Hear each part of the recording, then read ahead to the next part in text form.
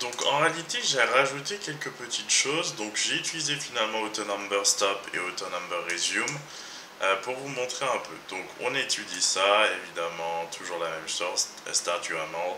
J'ai donné un nom effectivement à ce que j'ai conçu, à mon petit schéma. Donc je lui ai donné le nom messages.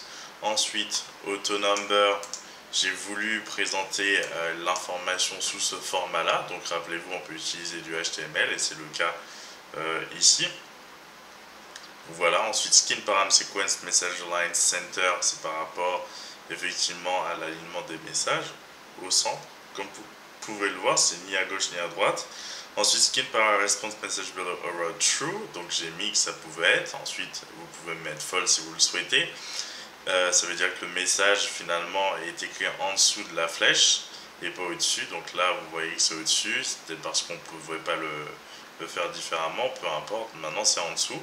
Actor, donc ça j'ai défini un acteur, c'est l'utilisateur. Alors la différence entre participant et acteur est quasiment inexistante, c'est juste une histoire en réalité d'affichage. Quand vous voulez faire un petit bonhomme, eh bien vous mettez acteur et un participant, ce sera exactement sous cette forme-là, ou sous ces formes-ci. Ensuite, ici, participant, je l'ai un peu gonflé, j'ai mis un ordinateur quand même, c'est important.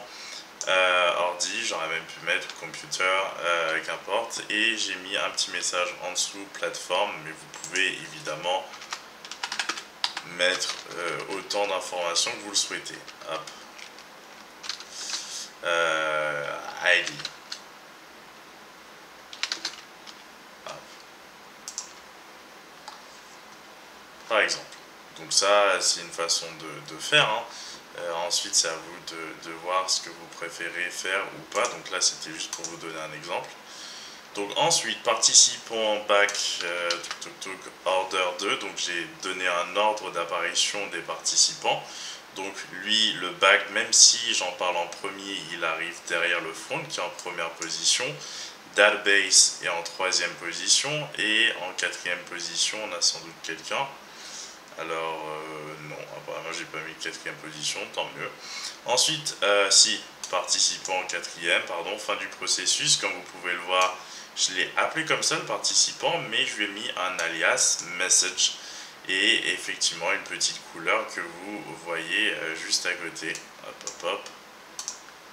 Donc voilà, vous avez notre petite couleur green, light green, avec un dièse. Ensuite, auto number stop. Donc ça veut dire que le message ne va pas être effectivement numéroté ici, donc, ou même considéré comme étant existant, puisqu'on commence avec 1 directement ici. Donc je le fais resume juste après. En réalité, c'était juste pour vous donner un exemple. Donc front, j'ai donné une couleur à la flèche, que je n'ai pas mis en pointillé mais en continu, comme vous pouvez le voir. Front vers sa réponse à back request, donc c'est le cas, et la réponse de back à front response, comme vous pouvez le voir avec un engine red, ça fonctionne bien. Ensuite, je change l'auto-number, c'est moi qui décide du nombre de départ, et c'est 100 avec une incrémentation pour chaque nombre qui vient de 10. Donc 100, 110, et s'il y avait un autre message, ce serait 120. Donc voilà, c'est l'explication en réalité de tout ce qu'on a écrit jusqu'à présent.